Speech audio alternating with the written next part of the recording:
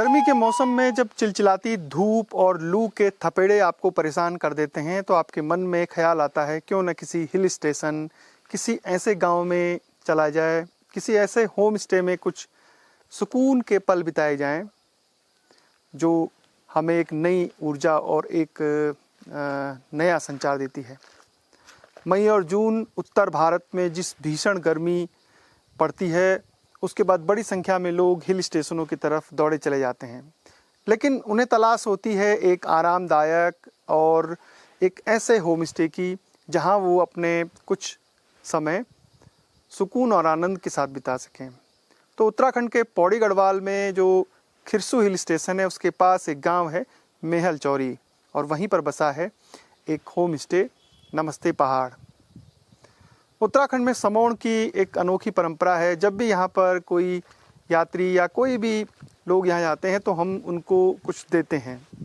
ये हवा देते हैं, यहाँ का ठंडा पानी, यहाँ की जो पूरी जो एनर्जी है, जो यहाँ के हिमालय हैं उनकी खूबसूरती देते हैं। तो एक ऐसे ही होम स्टे नमस्ते पहाड़ की कहानी हम लेकर आए हैं, एक ऐसे नौजवान की जो पहले मुंबई में था और लौट कर अपनी जड़ों को तरफ आया और उसने न सिर्फ बगीचे की तरफ ध्यान दिया बल्कि अब पर्यटन में भी एक होम स्टे बनाकर एक तैयार किया है। तो चलते हैं उस खूबसूरत होम स्टे के दीदार पर।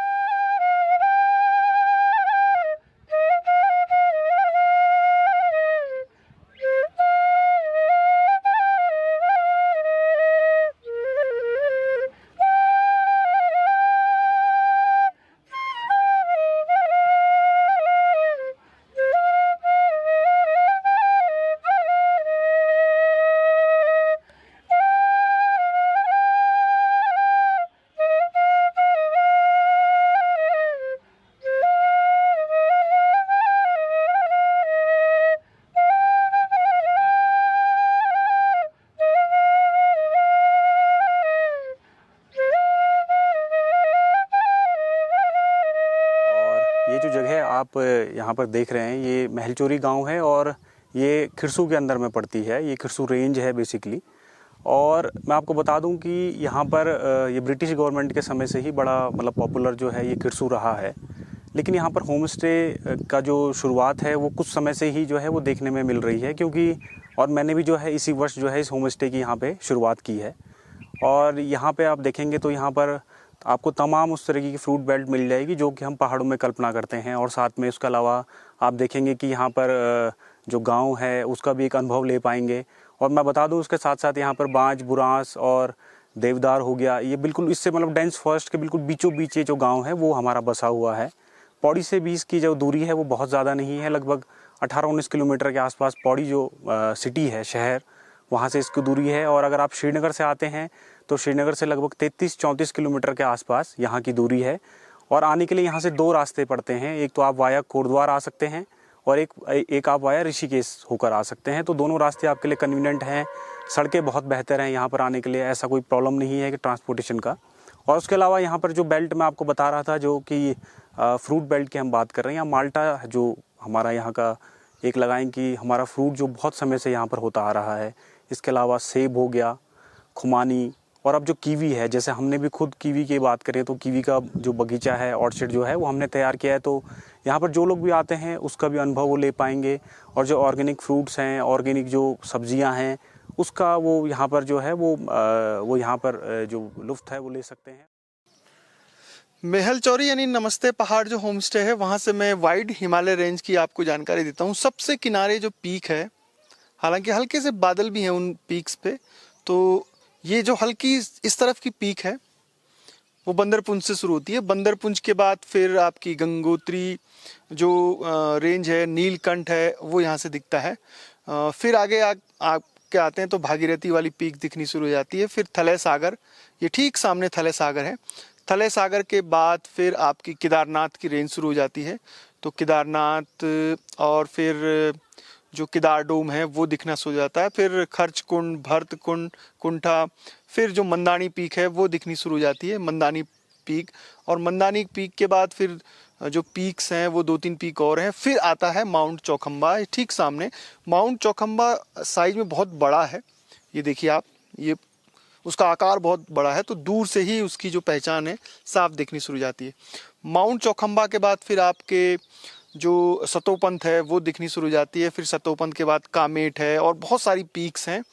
और ठीक फिर इस तरफ आपकी जो त्रिशूल नंदा देवी रेंज शुरू हो जाती है, जो जोशीमठ से दिखती है, हाथी घोड़ा और जो ब्रह्मल पीक है वो। तो ये लगभग बहुत बड़ी रेंज है और सर्दियों के समय नवंबर अक्टूबर से ये रेंज दिखनी शुरू हो जाती है। अक्टूबर, नवंबर, दिसंबर, जनवरी, फरवरी, मार्च, अप्रैल तक। अप्रैल के बाद क्या होता है कि सुबह के समय थोड़ा सा क्लियरिटी रहती है, लेकिन धीरे धीरे लोकल क्लाउड बनने शुरू होते हैं और वो लोकल क्लाउड जो है वो बादल उनको ढक लेते हैं, यानी जो रेंज है हिमालय की।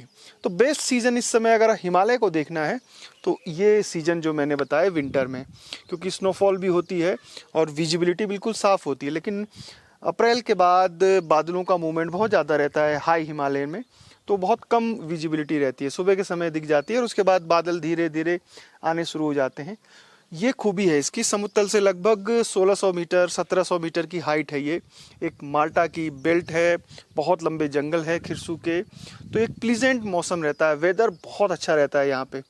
और अगर मेरी ओपिनियन लें आप, तो इन जैसी जगहों पे रहने का फ़ायदा तभी है जब आप कम से कम 1 हफ्ता रहें, अपनी गाड़ी पार्क करके और इन हसीन वादियों का लुत्फ़ उठाएं। मतलब जो आपकी बॉडी है उसको रिवाइव करने के लिए, एनर्जी जो आप महानगरों में खोते जा रहे हैं, जो एसी में रह रहे के आप थक गए हैं, तो ये इस नेचुरल एसी में जब तक आप नहीं आएंगे तब तक आपको जीवन का जो असली आनंद है वो नहीं मिलेगा।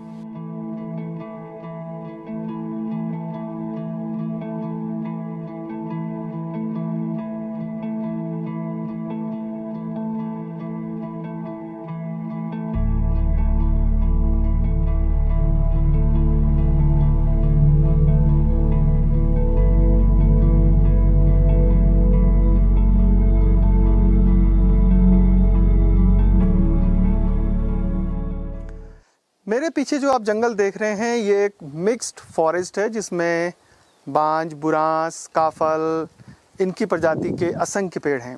और ये जिन इलाकों में भी इसके घने जंगल होते हैं वहाँ पर मौसम बहुत अच्छा होता है, बारिश भी अच्छी होती है। और पीक सीज़न जब गर्मियों का आता है तो इन इलाकों में वो ठंडक, वो नमी बनी रहती है। कारण सीधा है, बांज को उत्तराखंड का हरा सोना कहा जाता है और बांज एक ऐसा पेड़ है जो हवा से मॉइस्चर लेता है और पत्तियों के माध्यम से, तने से होते हुए वो पानी फिर स्टोर करता है अपनी जड़ों में। तो एक बांज का पेड़ बहुत बड़ी संख्या में इन्वायरमेंट को ठंडा रखता है, पानी अपने आप में स्टोर करता है। और यहाँ पूरी रेंज है, खिरसू एक रेंज है पूरी जो बहुत लंबी है। और यहाँ इस तरीके के जो जंगल हैं वो आसपास के जो गांव हैं न सिर्फ ठंडक बनाए रखता है बल्कि पानी की भी दिक्कत इन इलाकों के तलहटी में जो बसे गांव हैं वहाँ नहीं होता। तो ये पूरा जंगल मिक्स्ड फॉरेस्ट है, इसमें और भी प्रजाति के अलग अलग पेड़ हैं। और जो नमस्ते पहाड़ होम स्टे है उसकी भी खासियत यही है कि उसके ऊपर एक बहुत लंबा चौड़ा डेंस फॉरेस्ट है।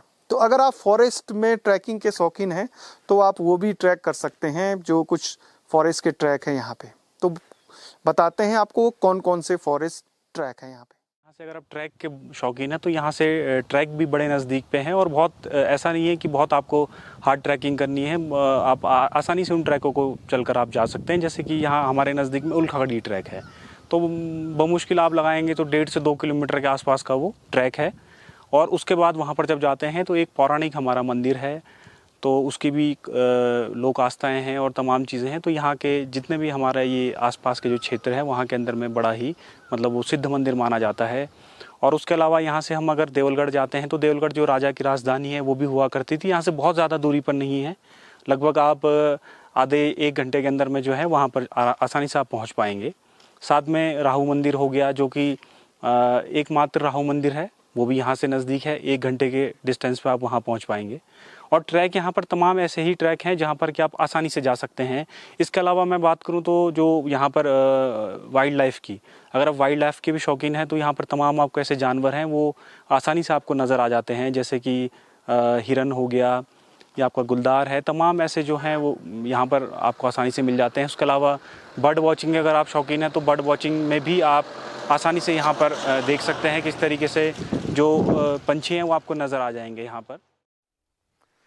इस होम स्टे की जो खासियत है, आपको बहुत ज़्यादा चलने की ज़रूरत नहीं है। उम्रदराज अगर आप लोग हैं तो ये नीचे आप सड़क देख रहे हैं, ये सड़क से ही लगा हुआ होम स्टे है। और यहाँ ठीक पूरा जंगल दिख रहा है, सामने हिमालय की पूरी रेंज है। इस समय तो बादल हैं। और ये रूम है, तो रूम में जो खिड़कियां हैं उसका अपना ही अलग ही आनंद है। ये पूरा एक अच्छा रूम है पूरा, ये देखिए। और यहाँ से पूरी खिड़की, जब आप सुबह उठते हैं तो सूरज की पहली किरण सीधे यहाँ पर आपको बेड में मिलती है। और वेंटिलेशन पूरा अच्छा है, यानी जो हवा और सूरज की रोशनी है वो बहुत अच्छी है यहाँ पर। और एक छोटा सा एक साइड में यहाँ पर आपको किचन के लिए जगह दी गई है, यानी आप लंबा अगर रुक रहे हैं तो आपको यहाँ पे ये किचन, यहाँ पर आपका छोटा सा अपने लिए आप खाना बना सकें। और अब बहुत बड़ी संख्या में जो टूरिस्ट हैं वो ये डिमांड कर रहे हैं कि उनको किचन मिल जाए, ताकि वो अपना खाना पीने, क्योंकि लंबा स्टे करना है, आपको फूड अपने हिसाब से मैनेज करना है जो आप खाते हैं, तो उसके लिए बहुत अच्छा है। तो ये बेसिक जो सुविधाएं हैं किचन की, और ये बेड है, ये इधर बाथरूम है, ये देखिए बाथरूम भी नीट एंड क्लीन। इसमें वेंटिलेशन का काफ़ी ध्यान रखा गया है। अब आप बाहर यहाँ से देखिए, पूरा जैसे ही आप पर्दा खोलते हैं तो ये इसका सबसे अच्छा इस होम स्टे की, क्योंकि बहुत से होम स्टे ऐसे होते हैं वेंटिलेशन प्रॉपर नहीं होता, धूप और जो हवा है उसकी कमी होती है। और मई जून में भी जब यहाँ पर जो प्लेन्स में बहुत ज़्यादा गर्मी होती है, तो यहाँ पर सीधे, चूँकि नॉर्थ फेस है तो सामने से हिमालय से हवाएं आती रहती हैं ठंडी, और हल्की सी अगर बारिश भी हुई तो मौसम खुशनुमा हो जाता है। तो ये नीचे जगह है, यहाँ पर आप अपनी गाड़ी पार्क कर सकते हैं, ये नीचे। और यहाँ से ठीक सामने आप खिरसू घूमने जा सकते हैं। इस तरफ खिरसू है और इस तरफ पौड़ी है, तो पौड़ी खिरसू के बीच में ये निहल चौरी जगह है। और यहाँ पर जो योगेंद्र सिंह रावत हैं, उनके बगीचा, जो उनके जो सीट्रस पौधे हैं यानी माल्टा, नींबू, और इस तरह ये किचन गार्डन, यहाँ पर सब्जियाँ लगी हुई हैं। ये देखिए आप, प्याज, लहसुन, गोभी, ये पूरा जो ऑर्गेनिक फीलिंग आपको देने की कोशिश हो रही है, ये बगीचा है। ऊपर उनका कीवी का बगीचा है। ये देखिए गर्मियों की जो साग भाजी है वो उन्होंने बोनी शुरू कर दी है अभी से, ताकि जो गर्मियाँ आए। और ये माल्टे का पेड़ है, माल्टा। तो माल्टे अभी छोटे छोटे हैं, जैसे ही अक्टूबर नवंबर के बाद ये माल्टे होने शुरू हो जाते हैं। तो कोशिश ये की जा रही है कि एक अच्छा स्टे, और बहुत ज़्यादा बड़ी प्रॉपर्टी नहीं है, 3 रूम है, तो बहुत छोटी प्रॉपर्टी है। और मेरे हिसाब से जितना मैंने होम स्टे को कवर किया है, जितना हमने घूमा है, एक परफेक्ट फैमिली जिसमें 2-3 लोग हैं, या अगर 2 फैमिलियां हैं तो उनके लिए ये परफेक्ट है। आप 7 दिन, 8 दिन, 10 दिन, पीक सीजन जब गर्मियों का आता है तो यहाँ आप स्टे के लिए आ सकते हैं। इसमें जो हमने रूम के, जो आपको बता दूं कि सबसे पहले तो मैं रूम बता दूं आपको कि यहाँ पर हमारे पास 3 रूम हैं, और हमने तीनों रूम के अंदर में किचन जो है वो प्रोवाइड किया हुआ है, और साथ में अटैच टॉयलेट बाथरूम तीनों रूम के अंदर में है। और एक रूम जो है वो नीचे ग्राउंड फ्लोर में है, और दो रूम हैं वो ऊपर फ्लोर में है यहाँ पर। तो आप देख रहे होंगे साथ में, जैसे कि किचन यहाँ पर आप, ये है, ये किचन का स्पेस जो है हमने वो प्रोवाइड किया हुआ है यहाँ के अंदर में। और यहीं से आप फ्रंट का व्यू भी देख पाएंगे, बाहर हिमालय का और वाइड रेंज जो बाहर की है वो भी आपको नज़र आ जाएगी। और रूम का जो टैरिफ हमने रखा हुआ है वो 1500 रुपीज़ जो है वो पर रूम का हमने चार्जेस रखा हुआ है, जिसमें कि कपल मतलब 2 पर्सन के लिए ये चार्जेस है। एक्स्ट्रा कोई आ जाता है तो वो बेडिंग का फिर एक्स्ट्रा पड़ेगा। और इसके अलावा जो अगर लॉन्ग स्टे के लिए कोई लोग यहाँ पर रुकना चाह रहे हैं तो उनके लिए फिर एक अलग से चार्जेस हो जाता है। और बाकी सीजनल जो सीज़न है उसके अकॉर्डिंग जो है रेट वो फ्लक्चुएशन होते हैं। कोई लॉन्ग स्टे आता है तो उस हिसाब से हम लोग जो है उसमें रेट का हम लोग उसमें देख रहे हैं यहाँ पर।